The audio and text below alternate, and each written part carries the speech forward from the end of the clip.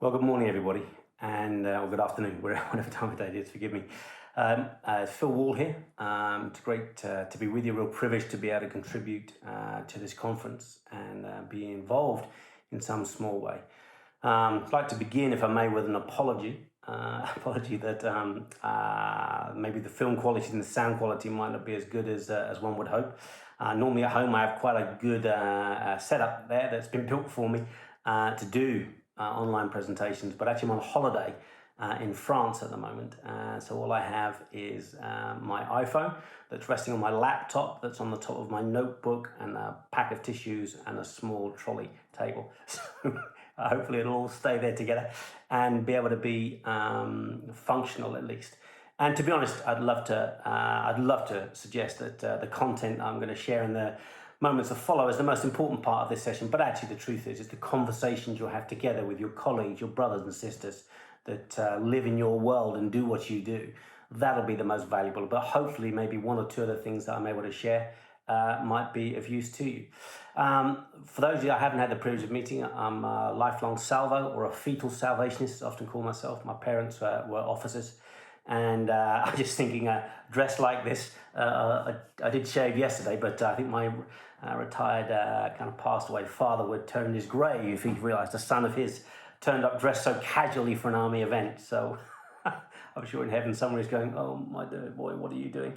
But anyway, hopefully what I share might be of use to you. I've been born and bred it. I came to faith when I was 20 as a young man, as a police officer. And got very excited in those days about talking to other people about Jesus and that passion, passion that they say of an evangelist. It's how I see myself. I call myself, it's my prime identity, if you like, has been with me since those days. And I had the privilege of working for the Salvos for 12 years as an evangelist and was involved in a few little things over here and events and routes and training events and planting churches and 24/7 prayer, etc., launched all that during that season. And just amazed what God has been doing in the Salvation Army and around the church and the world that I've been privileged to observe and be around when those kind of things have been happening. These days, for these last 21 years, I've been running a business. I spend 2/3 of my life running a business, a leadership development business. I work with leaders, corporate leaders primarily, helping them to think about how they might be the best version of themselves when they turn up in a corporate leadership space. I have the privilege of doing that in many, many different places. And just been amazed over these last 21 years, just the remarkable opportunities that God has given for me to share faith in this professional working context. My testimony is I get a chance to talk to far more people about Jesus in a working environment now than I ever did when I was paid to do it as an evangelist. At least that's my story and that's my journey. And I live in southwest London, go to a Rains Park Corps, which is one of the churches we planted. I was a Corps Sergeant Major there for 26 years, and my wife and I still soldier and contribute there. And we have 3 adult children in different parts of London, and we're very blessed and very privileged to be around and be part of this community over these many years. So may I pray the prayer, the blessing, that the dust of your Rabbi would be upon your head. And those are powerful words. They're powerful words. Words have power. Words of blessing have power. Also, less positive words also have power. I've been in France for quite a while now, a few weeks now, and my hair was getting a bit out of control. I mean, there's not a lot to get out of control, to be honest. But I was definitely developing a comb over. And my wife and I have agreed that if I ever go anywhere near a comb over, I've got to go Bruce Willis. And so anyway, I went to this guy, and it's one of the downsides. So I walk in, and Wendy's very fluent in French, so I asked her to come along with me, hold my hand to make sure that I got the right instructions. But we discovered this barber spoke English, and I thought it was a real blessing that the barber who was going to be cutting my hair in France was the English speaker. But I thought that a little bit too early. So as we were talking, he said, "How much shall I take off?" I said, "Well," I said to you, looking like I do, I said, "You can't take too much hair off, because if my hair is cut too short, I look more like a security guard outside of a nightclub than I do a professional businessman." And he paused and he looked at me in the mirror and he said, "I see your point." Thanks, pal. Anyway, so words have power. And these words have power. May your head be covered by the dust of your rabbi. Because, of course, what the young disciples used to do was follow their rabbi around the place so closely that all the dust would be kicked up off the floor as they walked around following him. Walking around doing really for two things. Number one, listening really, really carefully to what he said and how he said what he said. The nuance to the language, the shibboleth, all that kind of stuff. The nuance around how he said specific Hebrew and Hebraic terms. So they were listening very carefully. They were also watching and observing really carefully what he did and how he reacted and how he responded. There was such an intimacy with it that their head ended up being covered with the dust of their rabbi. And of course, William Booth spoke into this, when he was asked to comment on a new translation of the Bible, whether or not it was right to move on from the King James Version. He said, well, actually, at the end of the day, the most important question is not about which particular words on a page are translated, but rather how the words on those pages are translated into people's everyday lives. And in one sense, that's the spirit of this blessing, that actually you have such intimacy with your rabbi that actually his words and his actions and his example shape your life, and then they manifest, they become flesh. They are incarnate in your life, such as the intimacy within which you walked. And I wanted just to pause briefly, just to kind of set a bit of context for I just say a couple of things to you. The first is obviously we as a planet are facing two extraordinary crises. We have the COVID crisis, and the point at which I'm recording this, which is the 10th of August, it's still alive and kicking. In Australia in different ways. Groups of you, maybe all of you, I don't know, are in lockdown of one form or another. We in the UK, we may be in a slightly different place now with some of that stuff unlocking and unlocking, but still 20,000 plus people a day being recorded with new infections. I'm just not sure this thing's finished with us yet. And what appears to be true is we will need to get used to living with pandemics. And of course, as I think I may have said to you before, we are the first generation really in all of human history to not have had that expectation that at some point some kind of pandemic could wipe lots of us out. That has been the case in human history, all of human history, since we've been kind of the sentient beings. And yet for us, we've had an expectation that maybe life and health is an expected norm or a right for certainly those of us in the Northern Hemisphere or in the kind of so-called developed world. And so we have the COVID thing, and that global phenomenon of something that happens globally in one locality becomes a global phenomenon and affects us all. And then, of course, we have the climate crisis, an extraordinary thing which prophets that when I was younger, we used to think they were kind of the green weenies have been screaming at us for many, many years, that if we continue to treat the planet that God has gifted to us and not steward it, but rape it, which is basically what we've been doing for a long time, there will be consequences. And all over the world, your country, my country, all over the world, we faced a climate catastrophe, unless, particularly at this conference in a few weeks' time in Scotland, some other decisions are made. We are at risk of losing entire populations. The Maldives will disappear. Most of Bangladesh will disappear because they're below sea level, etc., etc. We are at a terrible climatic crisis point with our at a catalytic point with our climate, and we face that crisis globally. And it occurred to me as I was preparing this talk, I said, I wonder in what way those crises are affecting how we think about church. I mean, will we continue? When we get back to meeting together, everything else, will we just continue to doing the same kind of hymn, prayer, song sandwich we've done for a long time? Will we continue to turn up and sing and breathe over each other in the way that we've been doing for generations? Or will the fact that we are in such a context change the way that we do church? It seems to me that any church that is incarnating the faith, whose heads have been covered with the dust of their rabbi, Jesus, and are seeking to live authentically in this world, in this context in which he placed us, for God so loved the world in that crisis, COVID, climate, whether or not we would be doing anything different. And maybe that's a question, a conversation you can have. What difference, for example, should the climate crisis make to how we do church on a Sunday, to how we do army stuff? It's a question that maybe we should reflect on at depth. The third thing I want to say is this, and occasionally I'm very kindly asked, as I've been here today, by Miriam to speak to groups of officers. And I often think, particularly when in the kind of Northern Hemisphere, in the so-called developed world, in the like westernized Salvation Army, although I do think America's possibly an exception, that when I'm speaking to officers, and this includes most of you today, I'm where we will be speaking to the last generation of Salvation Army officers in your country. In the UK, I don't know what the stats are in Australia, so forgive me, but in the UK, we have about 700 centres. We have about 950 active serving officers. And in the next 10 years, over 50% of them will retire. And we commission about 10, 12 cadets a year. Do the math.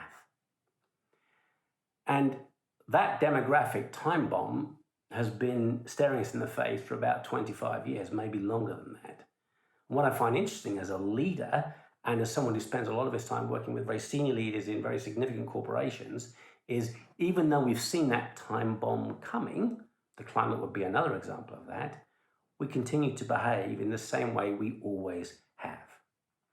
And so I just want to set that context because I think as we think about what it means to walk intimately with our Rabbi Jesus, and we think about the global context of COVID and the climate crisis, we think about our own denomination and our decreasing relevance in one sense because of our diminishing numbers and size, what we should do and think differently, and what in the intimacy, as we walk so closely, being covered regularly with the dust of our Rabbi, what conversations we'd have with our Rabbi Jesus about those situations.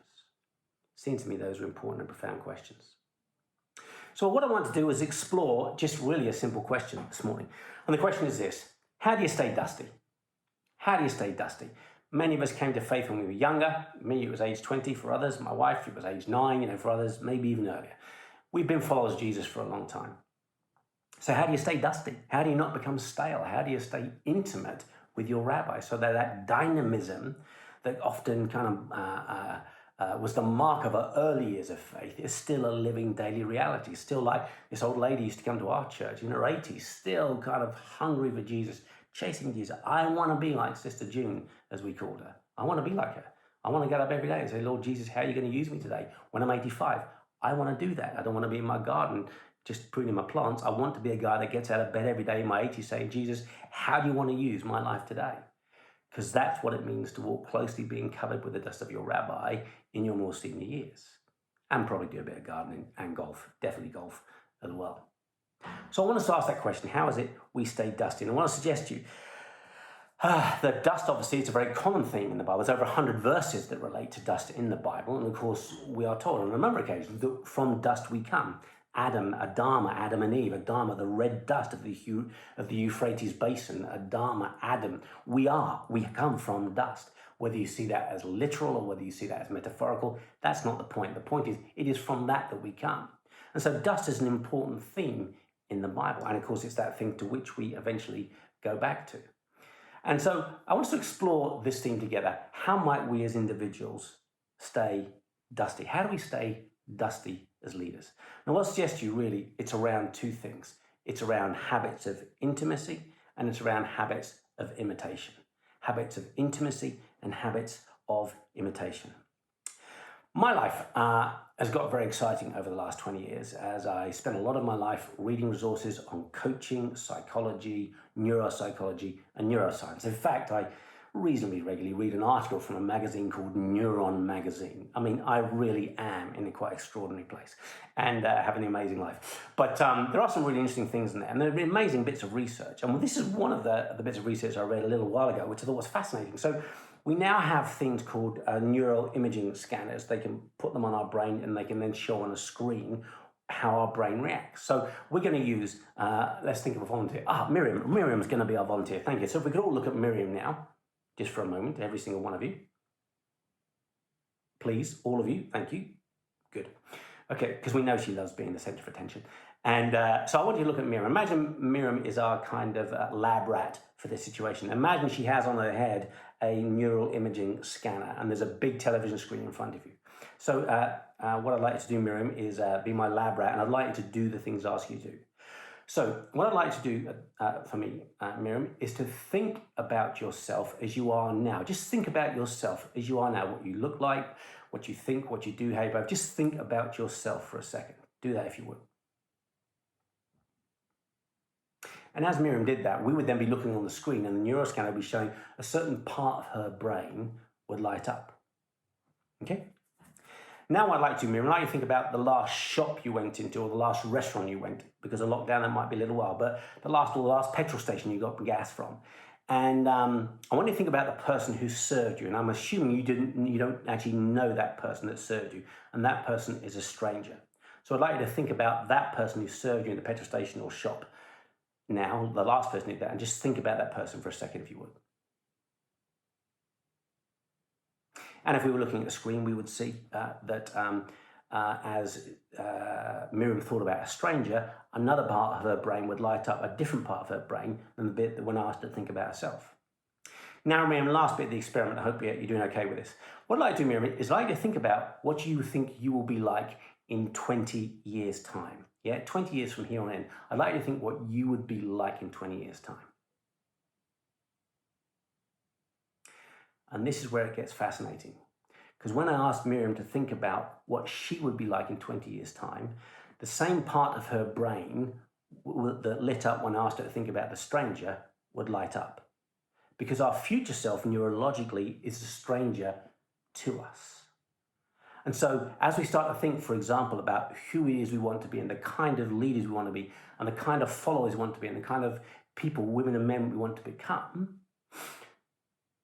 as we think about that, that future self is a stranger to us at this point. So what we have to do then is commit to habits of intimacy, which help us on a daily basis build intimacy with that future self. So we get to know that future self, so that future self becomes our normative self. And so we'll say a little bit more later on about the science of habits. But habits of intimacy, let me begin there if I may. So let me just suggest 3 things that have been helpful. Again, many of you are way beyond me in many of these areas, but let me just suggest these, and maybe you can talk about them in the questions you share together at the end. And let's just agree together, shall we, that we're very different people. I'm a big mouth, loud mouth extrovert. If people are ever giving me feedback, the feedback I never get and never will get is, the thing about Phil Woolley is he's a little bit quiet and he sits there and he never says anything. That will never ever be said, okay? Phil Wall could speak less, that's often said. Phil Wall could learn how to listen more, that would often be said. And listen more effectively, but never he'll be quiet. So we're different people, right? And so we respond to things like development themes and spiritual formation themes in different ways. But let me offer these 3 things to think about. So the first thing is, in terms of habits of intimacy, how do we stay dusty? The first thing, you commit to habits of intimacy, building intimacy with your rabbi. So the first one of those is and let me just ask you a question. What is your rule of life? What is your rule of life? What is the process, the journey, the engagement with the spiritual disciplines which will enable you to build intimacy with your Father? And probably more importantly, where do they turn up in your diary? Because the things that are important in our lives get into our diary. You know, whether it's our kid's birthday, whether it's a date with a significant other, whether it's looking after our parents, whatever, the important things get in our diary. Where does your spiritual formation turn up in your diary? I feel very fortunate. I've been blessed. I've got so many friends in the Salvation Army and I've been involved with a community of people. Something you know, Stephen, Daniel Strickland, and others. We were involved in launching something called Infinitum. It's a rule of life community, in which tens of thousands of people around this world are involved in that journey. Some of whom are salvos, many of whom, the majority probably aren't salvos. But we share this journey, this rhythm of this daily, weekly, monthly routine.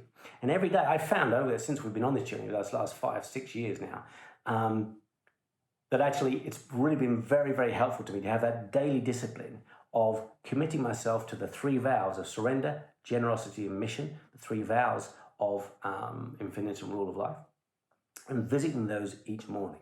What I found really interesting is actually my first thought to mind when I wake is to visit my vows. It's now the first thing I think of. In truth, the second thing often, because the first thing I think of is, when do I have to get up yet? But it's the second thing I think of. It comes to mind, and that's because it's habituated neurologically in my brain. And so it's my rule of life. So I visit those things. To what extent am I living a life of surrender, generosity, and mission? How am I living those vows every day? I spend time thinking about those first thing in the morning. And I have a weekly conversation with some brothers who I'm in covenant relationship with. And then monthly I have this engagement with the wider community. And so this has been really helpful for me. So my rule of life is wrapped up in this vitamin G. What's your rule of life? How are you working through the spiritual disciplines? In what way are those habits or those disciplines becoming habits, and how do they turn up in your diary? And I just really want to challenge you about diary. In what way do your habits of staying dusty turn up in your diary? Because our diary is where important stuff gets put. So what is your rule of life, and how does it turn up in your diary? Second thing I think about in terms of habits of intimacy is something that's been relatively new for me, and to my shame, I haven't thought about much, was the concept of Sabbath, the concept of stopping. Some of you may have read this book by a man called John Mark Comer. It's called The Ruthless Elimination of Hurry. And that's a quote from Dallas Willard, actually, who said, look, this is what you need to do. You need to ruthlessly eliminate hurry in your life if you want to stay dusty, to use our language. And so I have been in a book club with some brothers, some close friends, and we've been journeying through this together, which is how do we eliminate hurry, that kind of addiction to pace and speed and rush? How do we take that out of our lives so actually we might stay more dusty? What does that look like? And he talks about in his book how the concept of Sabbath, the concept of stopping, the concept of stopping to pause, to reflect, to worship, to be still, is woven into the grain of the universe. And of course, if you ever go against the grain of anything like wood, you end up with splinters. Okay, so and things don't tend to end well. So he talks quite really vividly about the concept of Sabbath, the concept of stopping being an incredibly important part of a life that is seeking to stay dusty, using our language. And I want you to just kind of pause to think about that. To what extent is stopping built into that? Because it's in stopping that we have focus time to continue to invest in and build intimacy. It's very interesting, and forgive me, I hope I don't offend anyone here, but he quotes Eugene Peterson, who talks about many Westerners, that basically what we tend to do is have bastard Sabbaths, illegitimate Sabbaths. By that he means Sabbaths that are different to working activity, but they're still really, really busy days. They're not days where we stop, where we pause. As I thought about my childhood, I thought, I've probably had quite a few of those. And when I was a young lad growing up in the Salvation Army, we had Sunday school, we had the holiness meeting, we had the morning open air. We had the afternoon Sunday school, we had the praise meeting, we had the evening open air, and we had the salvation meeting. I think Eugene Peterson will call that a bastard Sabbath. Not bad things, not unhealthy things, not good things, all good things. But actually when it comes to the concept of Sabbath, they're not Sabbath. And many of you who lead churches, you know Sunday can't be your Sabbath. That has to be another day where you stop. But as I've got older, I'm 58 now, maybe I'm just getting older and I don't have as much energy. I like to think I have, but probably I don't have. But the importance of stopping and pausing and reflecting and being still and ceasing from normative activity is of increasing importance as I try to stay dusty in my life and in my world. And the problem is that when we have incessant activity and we don't stop, we take our brain and our bodies to places they were not designed to go, which is why we end up with so much ill health and mental ill health in our crazy, crazy Western societies. And churches become places associated with activity and busyness rather than places where we pause, we reflect, we pray, we're still. They just become associated with activity. In fact, some church programs are actually anti-Sabbath because there's just so much busyness. If we want to stay dusty, we have to build stopping into our rhythm. We have to find ways to do that. We have to find ways to stop, to pause, to rest.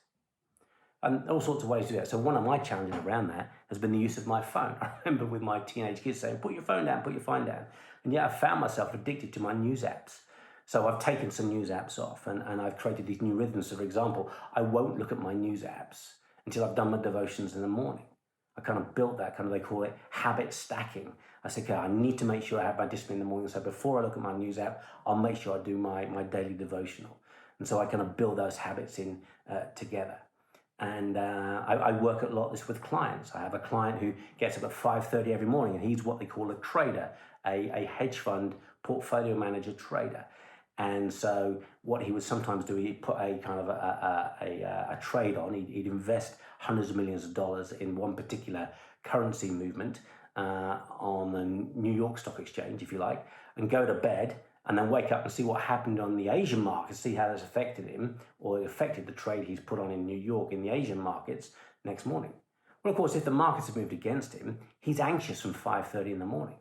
So him and I developed a new rhythm for him whereby he would stay away from his phone until sometimes 9 o'clock in the morning, because otherwise he had stress from 5:30 a.m. till later on in the afternoon. And when he was making some of the most important decisions in terms of trading it on the New York markets and in the late afternoon or early evening in the UK, he still had some energy left to be able to make good decisions about that. So he had to learn to stop and create pause in his life.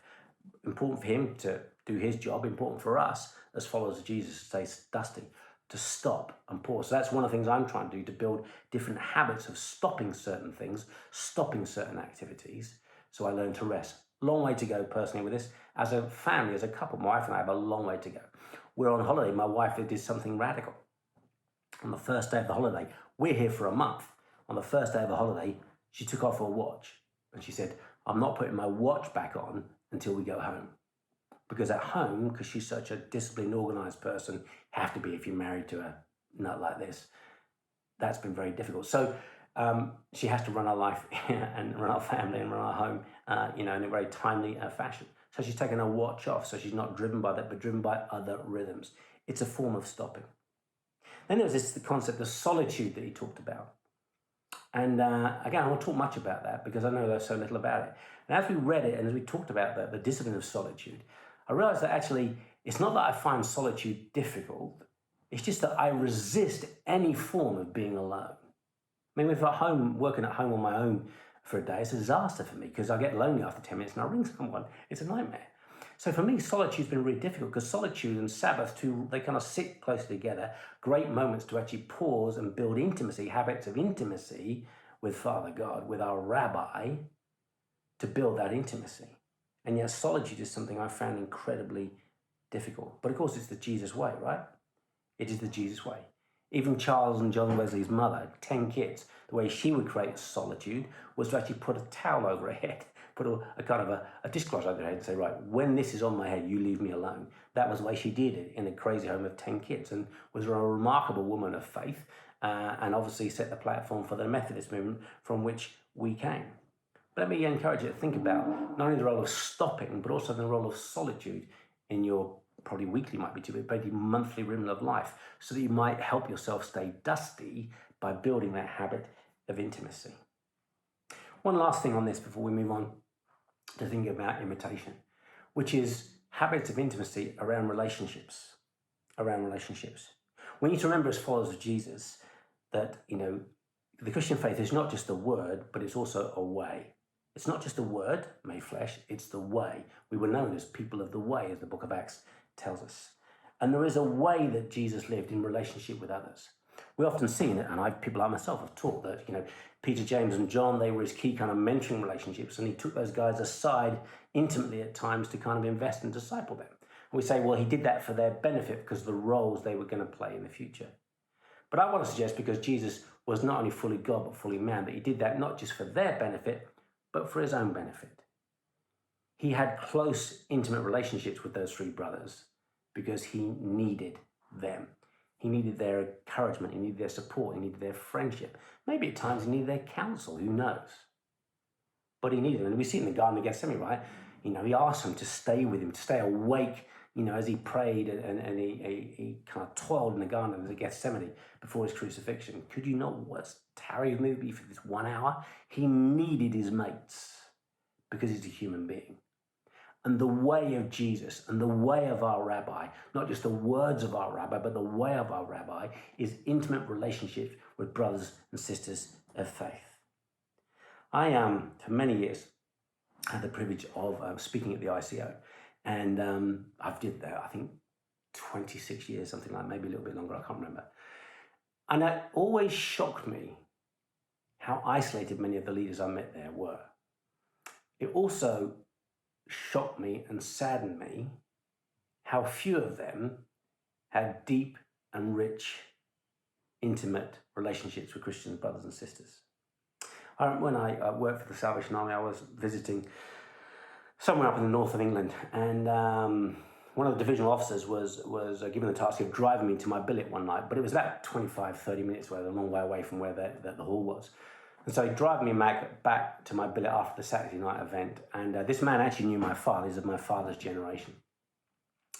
And as we're driving away, for some reason, he began to open up. He began to unburden himself to me. Now, to be honest, as the young man I was at the time, I'd have been the last person he should have been unburdened to, because in those days I was very much a kind of, build a bridge, mate, get over it. That was my level of pastoral care. And hopefully it's matured, but in those days it wasn't. I was the last person he talked to. But anyway, for whatever reason, he began to unburden himself. A significant, substantial pastoral issue in his life. And so we're sitting there, and I remember it crystal clear. We pulled up these traffic lights, and I remember we were just waiting at traffic lights, and his kind of face was lit up with the lights from the traffic lights just next to us. And I said to him, is this not something you can talk to some of your mates about? And I never forget him looking to me, and he looked me right in the eye, and he said, son, I can't think of one person I call a genuine friend. And that's sad. But probably what's even sadder is it's not uncommon amongst leaders who in this day and age, particularly with digital technology, choose to isolate themselves. If you find yourself isolated, forgive me if it sounds harsh, my suggestion is it's because you've chosen it. So I encourage you not to choose isolation, but to find ways to journey with brothers and sisters. I heard of a group of friends during lockdown who found themselves, in isolated situations, so they commit to each other and say, look, let's agree together a number of rules about our friendship. And one of the rules they committed was no crying alone. No crying alone. If we're going to a desperate place and we're in a difficult place and we're going to cry, just ring someone and cry together. Have someone with you in that vulnerable moment. And we've seen this mental health crisis that the pandemic has gifted to us. One of the reasons is because so many people have been isolated. So I want to encourage you to invest in those relationships. Find some brothers and sisters. It might not be in your initial Saliami network. It might be healthy for it to be outside your Salvation network. But in your locality, find brothers and sisters that you can journey with, that you can be accountable to, that can help you stay dusty. They can love you, they can support you, they can challenge you, they can inspire you, they can hold you, just to journey with you. And one of the challenges, obviously, of our system is your pastors, when you core officers, are your DCs. Well, of course, in the hierarchy, that's a nightmare. Who's going to unburden to a DC who helps make their future decisions? Now, to be fair, some of the DCs I've met are exceptional pastors, and they manage to do that. For most of us in our system, it's an utterly flawed system where your pastor is also your boss. And so you've got to find support outside of that context, because that context will never work. So 3 things to think about. Firstly, rule of life. What is your rule of life and how does it turn up in your diary? Secondly, as part of that rule of life, Sabbath. When and how do you stop? Secondly, solitude, building in time for intimacy with just you and Jesus. And then thirdly, your relationships. What are the relationships that so often mirror actually the quality of our relationship with God? These are the quality and openness and vulnerability and intimacy of our relationship with others. And how are you building that into your rhythm of your life as you seek to stay dusty? Habits of intimacy. Second, habits of imitation. And actually, I want to share a book to you. It's a book I'm reading here on holiday. It's called Atomic Habits by James Cleer. Atomic Habits by James Cleer, published by Penguin. Well worth reading. Atomic Habits, James Cleer. And really interesting, he talks about how habits are formed in people's lives neurologically. And they're often formed either because we seek to be like the crowd, we want to follow the crowd, or we want to be like the powerful and the famous. We want our lives to mirror theirs, so we choose them. Or, and more relevant for our context, it's about those that we're most intimate with. We want to be we want to be part of the in crowd. We want to be close and intimate. So either as children, in families, or as close friendship networks, we pick up certain habits because of the group that we're in. And in habit forming, he talks about 3 aspects, 3 ways that people think about habit forming. So there's outcome focused, which is about what we get. I want to, lose weight. So that's an outcome focus, yeah? Or, so he said there's an outcome focus. Or for other people, there's a process focus. So people say, okay, to lose weight, I'm going to eat less food. Okay, so that's a process focus. So they say, right, I'm going to eat less food. There's a process to this habit. But he said the most profound aspect of habit formation, whereas it becomes part of your identity, yes, I am a slim man, or I am a lighter man. It's my identity. And it's when habits become part of our identity that they're most hardwired into our kind of life and how we engage with life. And it's what psychologists call long-term potentiation. Long-term potentiation.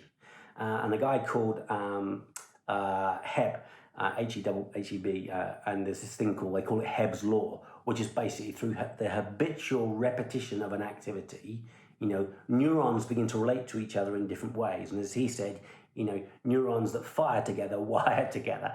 And he said that in 1949, maybe invented that type of phrase, but neurons that fire together, wire together, and that creates habits, that creates new normals.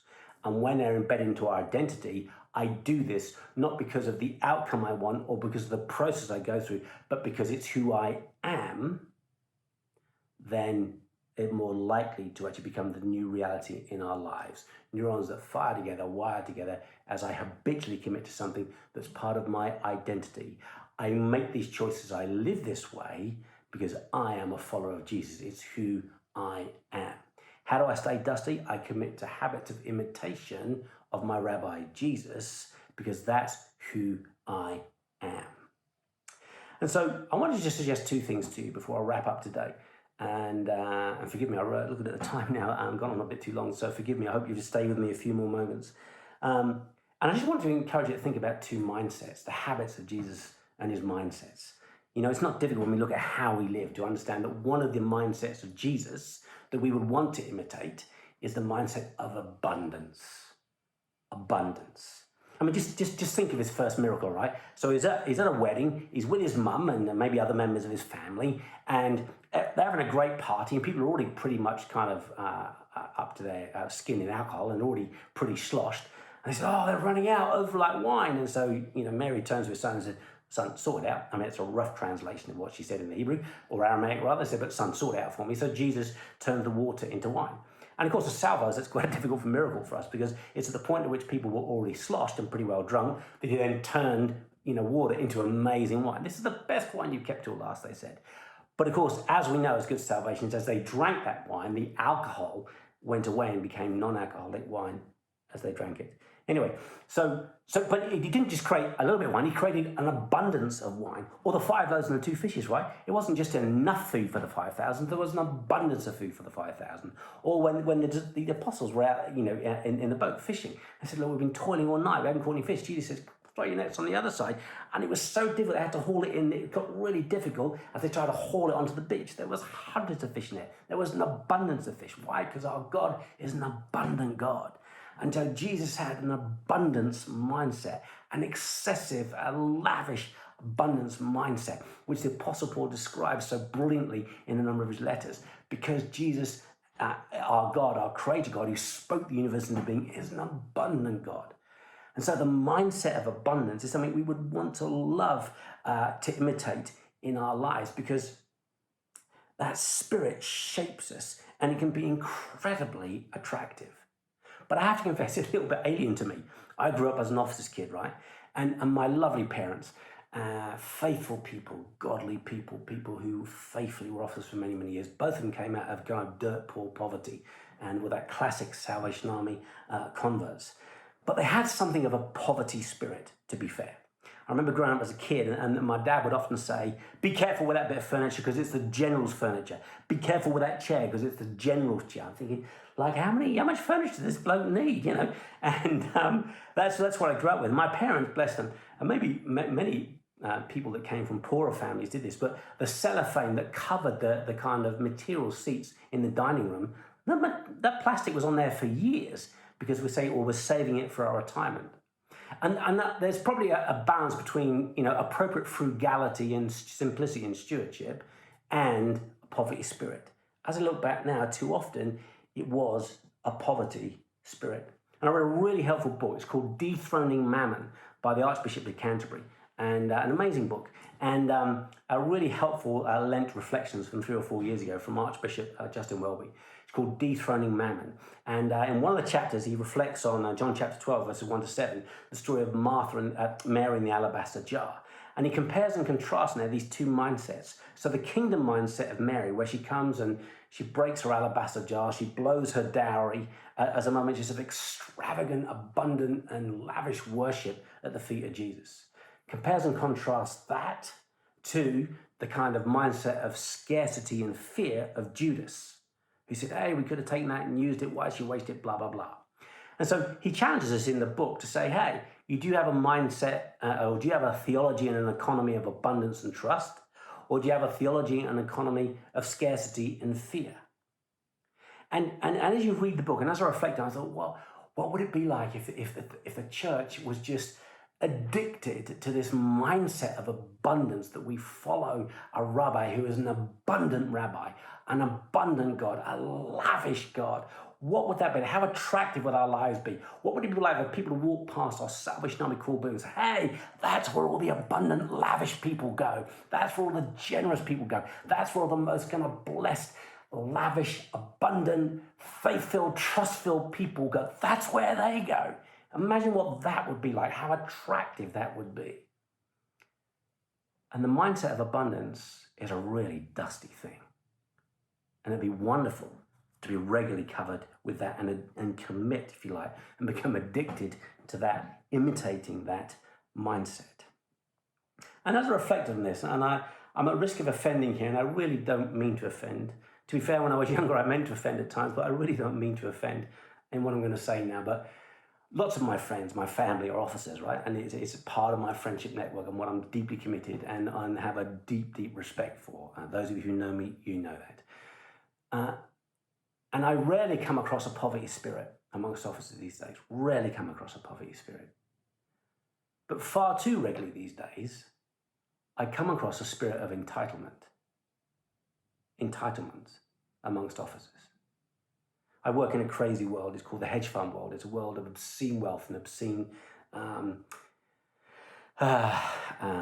resources. And one of my friends who works there told me a story. He said one day one of the traders came in. He wasn't happy with the number of millions he'd been given, and he was complaining as he hadn't been paid enough millions for his job. And he said, I need to tell you the story. I just need to tell you the conversation he just had. On this occasion, this guy, he'd come in, he complained about how much he'd been paid, not enough millions, and he walked out. And then he came back in a couple of minutes later. He said, the worst thing is this, he says, because you haven't paid me enough, I'm going to have to keep my old Gulfstream jet for another year rather than getting a new one like my friends. And my friend said, I just need to tell another human being that I've just had that conversation.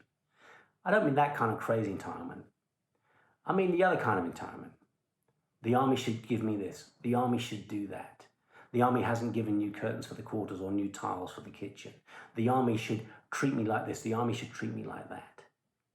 And again, my world is not your world. My life is not your life. I know a lot about your life because, of course, I lived it as part of my family and lots of my friends live. But I accept it's not. I live a very comfortable middle-class life as a businessman. But it's something about that that's really quite distressing and toxic to our spirituality. We don't work for the army. We follow King Jesus. We're entitled to nothing, and we need nothing because we've already been given extravagant, abundant, beyond imagination grace. But in our society, too often, we can allow ourselves to adopt a mindset of entitlement. And I just want to put that out there because sometimes when I've heard these conversations, and I've really struggled to keep my mouth shut, and I'm saying, I want to scream, what happened to the mission? What happened to the calling? What happened to trust? In fact, what's going on? We don't work for the army, we work for Jesus. We follow him, and he provides. He provides. And yes, the army has a duty of care, and maybe at times the army should demonstrate a duty of care in a more effective way. But please, please, please, let's avoid together, all of us, ever any sense of entitlement, because it's a toxic thing in our spirits, and I think it really, really stands in the way of us staying dusty people. So I hope it's okay sharing that with you, and I just encourage you maybe to talk about that if you think that's helpful and relevant, and I hope I haven't unhelpfully challenged or offended anybody. But it's a barrier to our intimacy. The other thing is habits of trust. Again, this mindset of abundance, but also this mindset of trust. Jesus continually put his trust in the Father. What the Father says, I do. What the Father does, I do. What the Father calls to do, I do. I'm here to do the will of the Father. The trust in the Father, no matter what. Father, not my will be done, but your will. Absolute surrendered trust in Father God. And it's that point of vulnerability where actually it's only if God turns up that things are okay. Outside of that, you're just in that place of vulnerability. You choose that place of vulnerability. Over this last 18 months, I've had some quite serious health challenges. Nothing to do with COVID, just out of the blue. I've had both my wife and I have serious health challenges. And so it's been a year or 18 months where I've had to do something I've never had to do in my life, which is I've had to depend on others. And I don't know what that says about my character, but I found it really challenging. That state of vulnerability where actually I'm out of control. When I was a policeman, some of the very violent situations I was in, at least I felt I was in with a shout because I could do things with my hands and my arms and my legs and my training, etc., etc. Some of the stuff I've gone through over this last year, I can do nothing to affect them. Utterly, utterly vulnerable. And I found it really, really difficult. But what I find in scriptures is a calling to put myself in that place voluntarily. That's the posture of a disciple, that place of vulnerability and utter trust and dependence in the living God. And the second mindset of imitation is that mindset of absolute trust in Father God, where we regularly put ourselves in that place and in that space between what we can do and what only God can do. We live in that space. We live in that gap of trust and dependency. How are we going to stay dusty? Regularly put ourselves in that place of utter vulnerability and complete and utter trust. Because abundance, a mindset of abundance and a mindset of trust, that fuels then our capacity for risk-taking. It fuels our capacity for risk-taking. I'm so thankful. One of the great privileges of my life was to know Bishop Leslie Newbigin, a man whose writings and theology shaped certainly the missiological thinking of many of my generation, a genius man. And I had the privilege of knowing him and spent some time reading to him. And my buddy Russ Rook, who many of you might know, spent a lot of time with him. And one of the things that he said at a Salvation Army conference we asked him to come and speak at a few years ago was, he said, the Salvation Army's reputation, the Salvo's reputation is amazing. He said, and that reputation must be used as risk capital to be invested in the kingdom on a regular basis. The reputation of the Salvos must be used as risk capital and invested for the purpose of the kingdom on a regular basis. And of course, what's true of him is true for you and me. I don't know what your life story is. I know my life story. And in my life story, the points at which I was most vulnerable, the points at which I was taking the greatest risks, the points at which we were risking the most in terms of our resources or our reputations, the point at which I felt most dusty, if I'm honest, was at the points at which I was taking the greatest risk. You want to stay dusty? Have an abundance mindset and trust and take risk. And my wife and I, we've been thinking much in recent days about, here we are as people in our 50s and our kids are all grown now. And when we took the biggest risks of faith in our lives, as we reflected on it in these last few weeks, we took those when our kids, before they were born or when they were very young.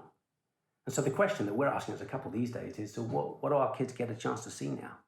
How do they see a life of faith and trust in Jesus? How do they do that now in our lives? What does that look like now? How do they see how dusty we are now as maturing adults in our kind of comfortable middle class lives? What does that look like? And so we've been really challenged to think about what are the risks that need to be self-evident to them that their parents take because they trust Jesus and they live in that space. They live in that vacuum between what we can do and what only God can do. We've been thinking about what that might mean for us. But I wonder what that might mean for you. When was the last time you put your reputation at risk and invested it for the purpose of the kingdom? When was the last time you took a risk with your resources, your financial resources, your whatever resources that are important to you? When did you last take a risk where there was no hedge, there was no mitigation, you just risked and Jesus turned up or he didn't? When's the last time you took a reputation to start something or do something that if it doesn't work, you look a fool, you might even get in trouble. But if it works, it's amazing for the kingdom. But if it doesn't, there's a price to be paid and it's your price. When's the last time you did that? You want to stay dusty. You've got to have a mindset of abundance and trust and regularly take risk. Because that's the fuel that kind of built our organization. I was very fortunate. I married into Salvation Army royalty, basically. I mean, I really did. My wife has like something like 58 generations. I exaggerate. But she has a long-term history in the Salvation Army. And her grandfather was a guy called Charles Mitchell. And Charles Mitchell and his later wife, Clara Mitchell, they are people who knew what it was to have a life of abundance, trust, mindsets, and took a life of risk. Charles felt called to Salvation officership. He was an accountant, and so eventually he was sent to India, where he became head of finance and stuff over there, and he worked as a missionary in India. He met a lady officer out there, and they got married. Within a few weeks of giving birth, both his wife and his child died. So the Salvation Army said to Charles, "This is awful, this is terrible.